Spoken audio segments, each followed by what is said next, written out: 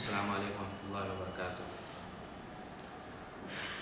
My dear friends, Students Islamic Organization of India has launched a massive protest all over India.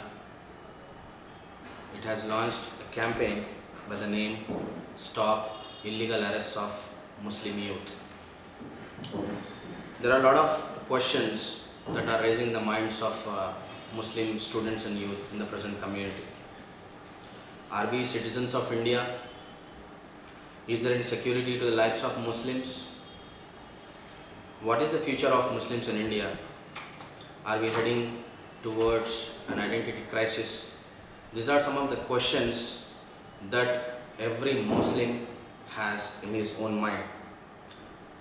The Muslim community has been on target for many decades, and in the recent past, there has been a mountainous increase in such type of incidents. Be it a fake encounter case of Muslims or state-sponsored terrorism like Gujarat, a recent massacre of Muslims and playing with the blood of Muslims, specifically in the recent past in Assam. All these examples, all these instances say one clear, loud voice that Muslims are being targeted, and specifically they are being targeted, and government is trying to play the holy with the bloodshed of Muslims. My dear friends, Students Islamic Organization of India is going to fight for its rights, fights for the Muslim rights specifically, and the Students Islamic Organization of India, as I mentioned earlier, it has launched a massive campaign all over India by the name Stop Illegal Arrest of Muslim Youth. SIO would like to bring the attention to the nation that there has been a wide miscarriage in specifically the judgment of Muslims. Most of the Muslims are fabricated in different issues, in different cases, and are being illegally arrested in various cases. Be it a case of a Muslim youth recently arrested in Karnataka, whether he is an employee or DRDO or an auto rickshaw puller. Most of the cases are very similar, that innocent Muslims youth are currently being targeted without any proofs or such. In 2008, Indian Express has reported the fake encounter cases, as well as in the various tortures that are being given to the illegal, you can say criminals, by the words of government. They were subjected to various tortures during the custody, and they have been in the custody for 6 to 9 months, or being more than that. And the stripping, physical abuse, electrical shocks, different sort of tortures that are being part of different people, those who are there in the jails. I would like to bring to your notice that the government, or specifically the intelligence agencies or the police, has to formulate the requirements of arrest, detention, integration, which, if you can browse to the internet, there are various criteria which the government has to follow, and there has been violation of human rights as well in this regard. We can give a number of examples where the police from different states like Karnataka or Gujarat comes to Andhra Pradesh, and without informing their parents, they will arrest a particular Muslim youth. They have been targeting Muslim youths.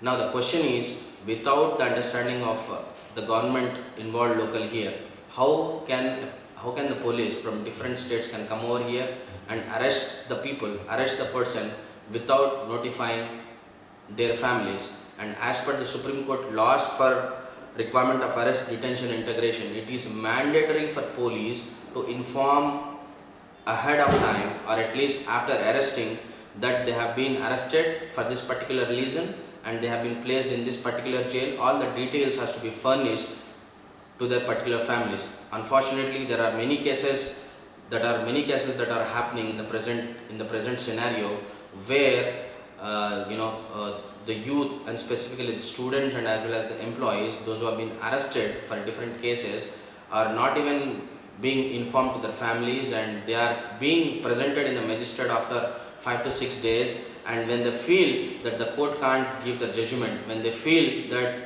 their legality will be proved in the court, that's the reason the police are targeting and torturing the youth, and they are specifically giving their own judgment. This is a grievous concern that what we have, and it is a black spot for the recent democracy.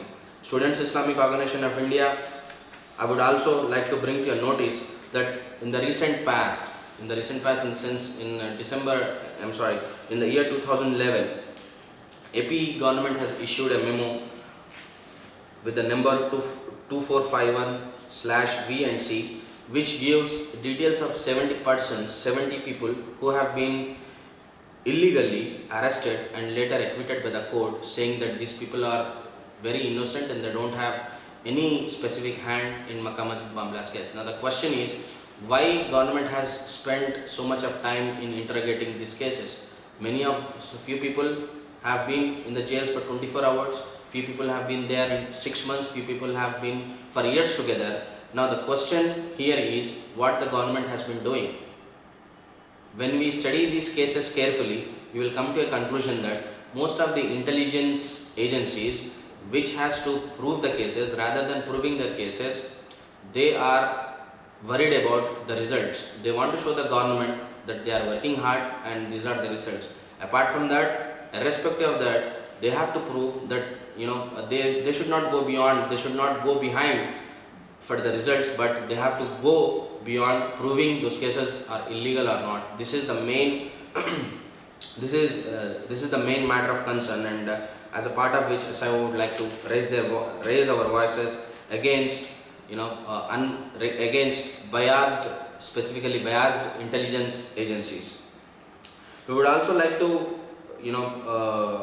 give the information to you that we have been raising this demand for several years, and with regards to this, there would be a protest there would be a parliament match, in fact, on December 22nd in the parliament, where various people from social organizations, human rights organizations, human welfare organizations, civil liberties and other prominent personalities will also speak in this regard, and the protest would be carried forward to all over Andhra Pradesh as well as to all over the states of India.